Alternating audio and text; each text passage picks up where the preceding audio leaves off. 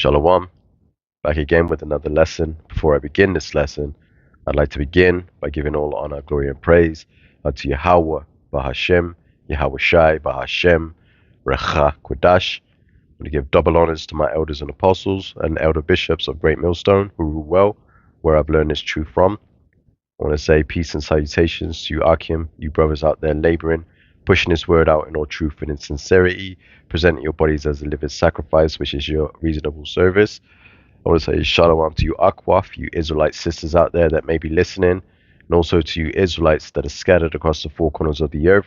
You may look like these other nations, but your seed line goes back to Abraham, Isaac, and Jacob, which is the chosen seed line.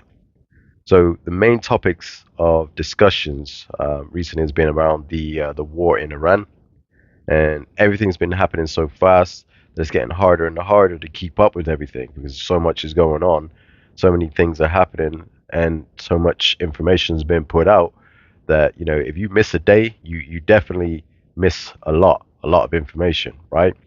So I don't plan for this to be a long lesson, but Lord willing, it will still be edifying through the spirit and power of Yahweh Hashem Yahweh Shai.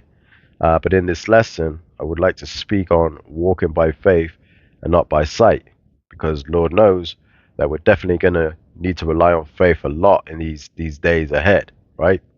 So in the scriptures, we have brought out many times about, that nation shall rise against nation and kingdom against kingdom, which you can read in the book of Matthew, the 24th chapter. But before, we sort of get into the lesson, if you remember a few weeks ago, it was just a case of Trump, saying that Iran was trying to start up their nuclear enrichment program, and then they were moving the ships into that region, and then they were talking about de-escalation, but the main point is on the 28th of February, the last day of February, you had Israel that struck first and decided to attack Iran and target the major cities, right?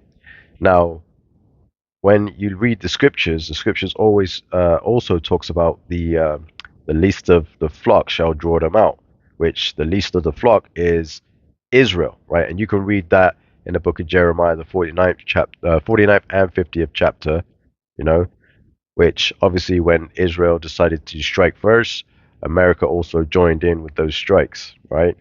Now, after the bombing raids and the strike from Israel and America, starting with Israel, make that clear, because the fact that Israel struck first basically fulfilled the prophecy of the least of the flock drawing them out because they struck first, right? So that basically fulfilled that prophecy there.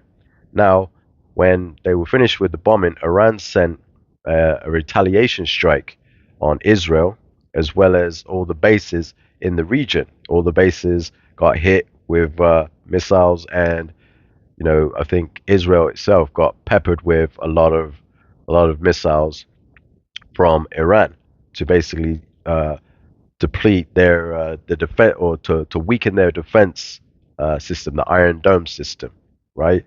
So with that being the case, obviously America and Israel were never going to allow that to just be the last word. So again, they came up with these military missions, but in the actual mission itself, the the U.S. took out the Iranian leader, right, which definitely has caused the conflict to escalate into a more deeper conflict, because now you have other nations that are joining the war. So you had Britain is now involved. You have France, I believe, is now involved. Germany has said a few words. Like you're getting all these nations being drawn out to this conflict in the Middle East. Now, since the escalation of tensions in the region, Iran has further escalated the tension in the global economy by closing down the Strait of Hormuz, right? So a lot of ships are scared to go through that region now, which is putting a strain on the global economy, because now you have oil prices that are starting to rise, and the economic projections are not looking so good, right? So at the moment, they're predicting more job losses for 2026, people out of work claiming benefits, all this other stuff. Which, when you look at the whole economy as it is, people are already struggling. People are already hurting, trying to figure out how to pay their rent or buy food, feed their children, right? Which is causing a lot of stress and panic in the earth, right? And this is I've got a clip that I want to show you in the UK. I'm gonna play this, and you'll see what I mean, just to give you an idea, because I'm rambling on a bit. But let me show you this clip. Got the latest forecasts from the Office of Budget Responsibility. I'm afraid, if you're after a big news story here, I'm afraid you're not necessarily going to see it, but let's just going to go through it. This is growth. And each time around, the Office of Budget Responsibility gives us their formal assessment of how fast they think the economy is likely to grow in the coming years. These bars are showing you last time around. So November. Let's bring on the numbers we have just got through from the Office of Budget Responsibility. And as Beth was saying, look, one striking thing there is, in the year that we're in at the moment, growth is forecast to be, quite a bit weaker than the previous forecast. 1.4, actually, they're forecasting now 1.1. Slightly stronger in the next 2 years, 1.6 rather than 1.5. And then basically the same off into the future.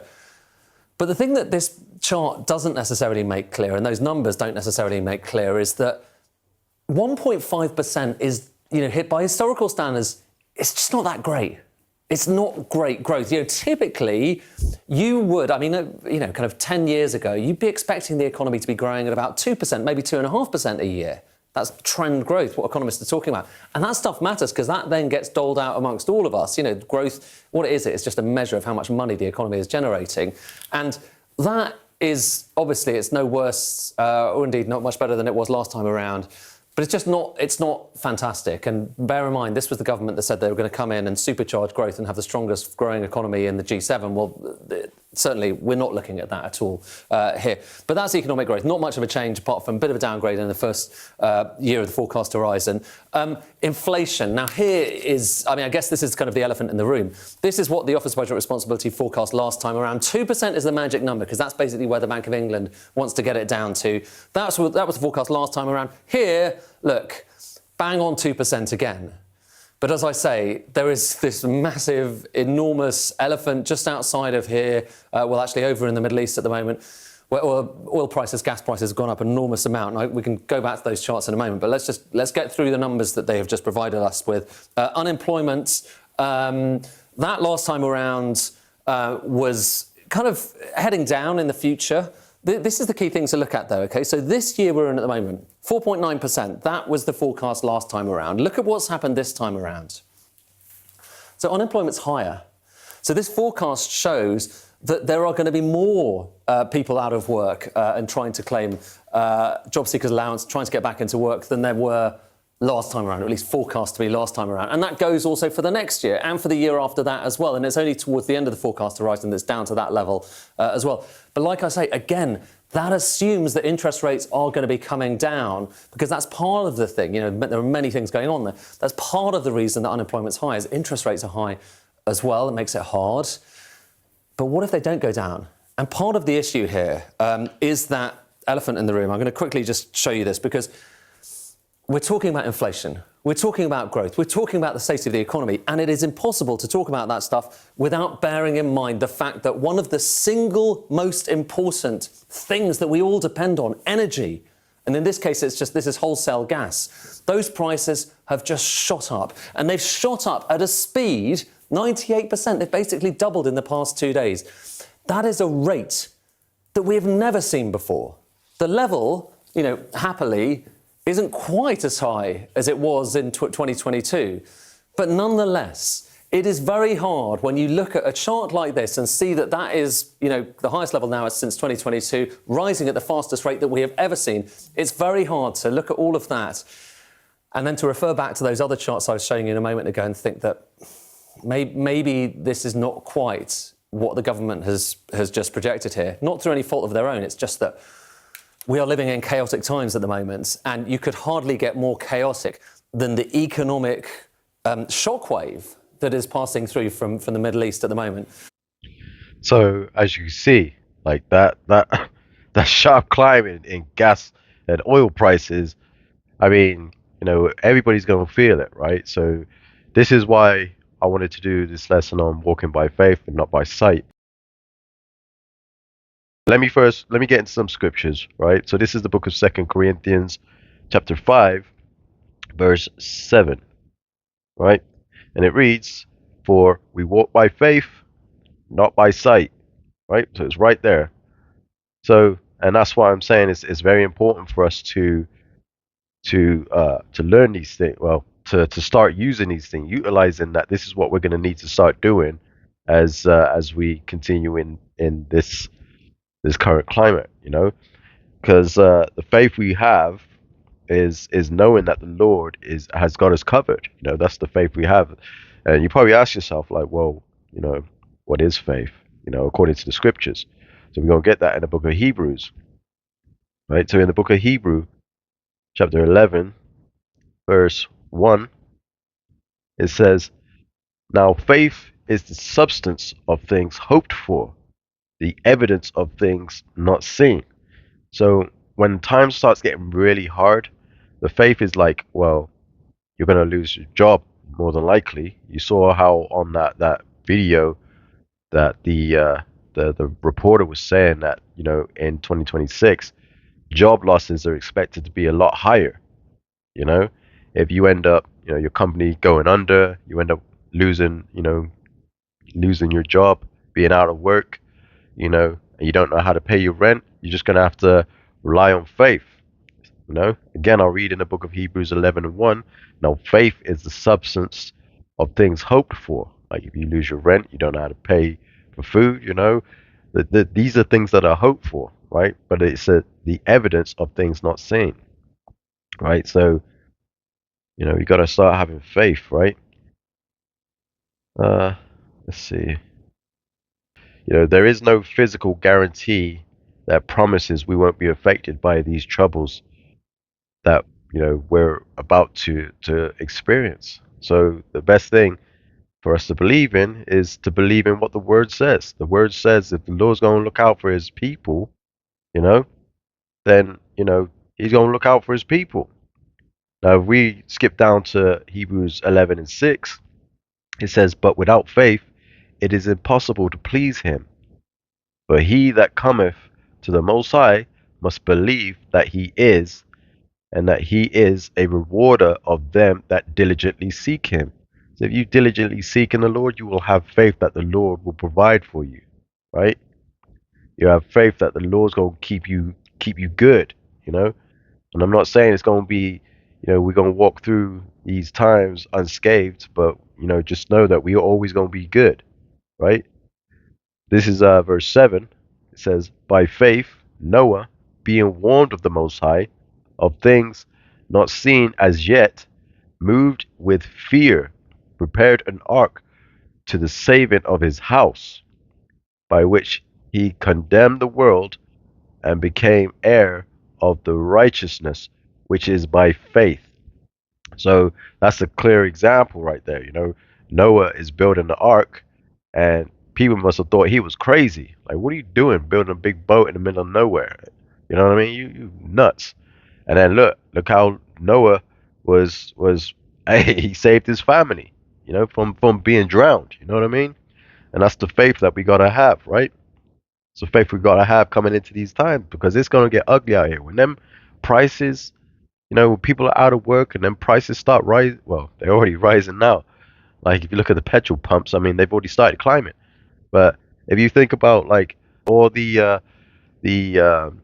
superstores that have to order these shipments in, that have to be delivered from their main warehouse to the stores, they have to travel. It has to be carried by trailer to the stores, and that costs a lot of fuel to operate. Those trucks take a lot of fuel to operate, so that price is going to be expensive.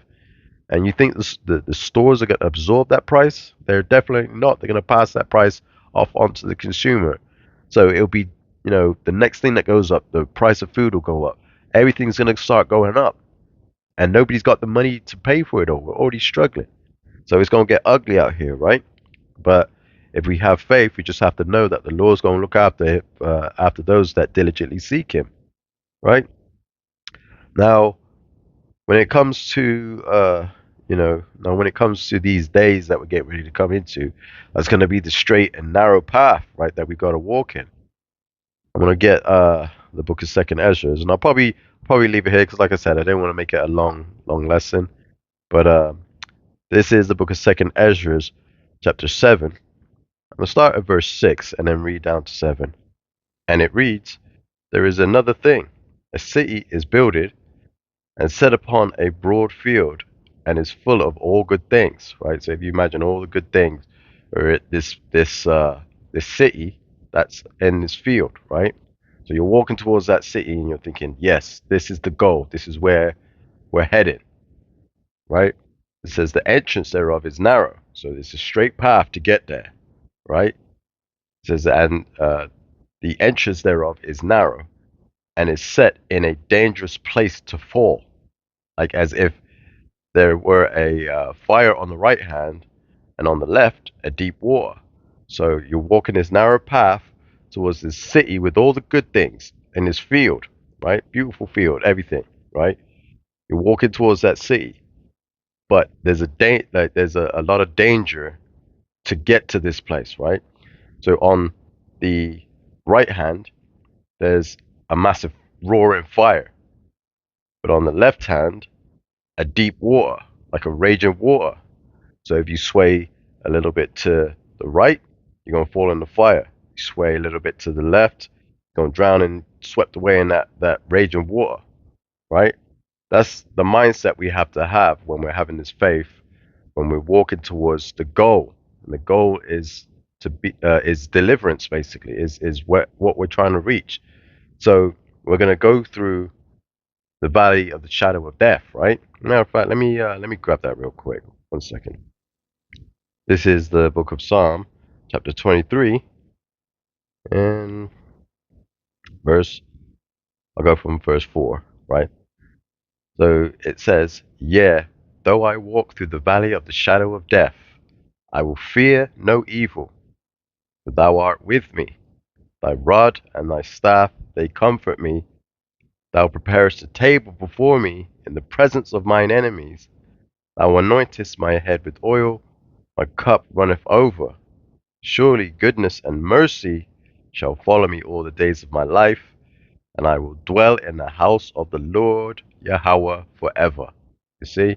So as long as we stick to that narrow path, that straight and narrow path, and have faith that the Lord is guiding us and has got us, through these times that we're about to go through, we'll reach our goal, Lord willing, we'll reach our goal, right? And that's the whole point of the lesson.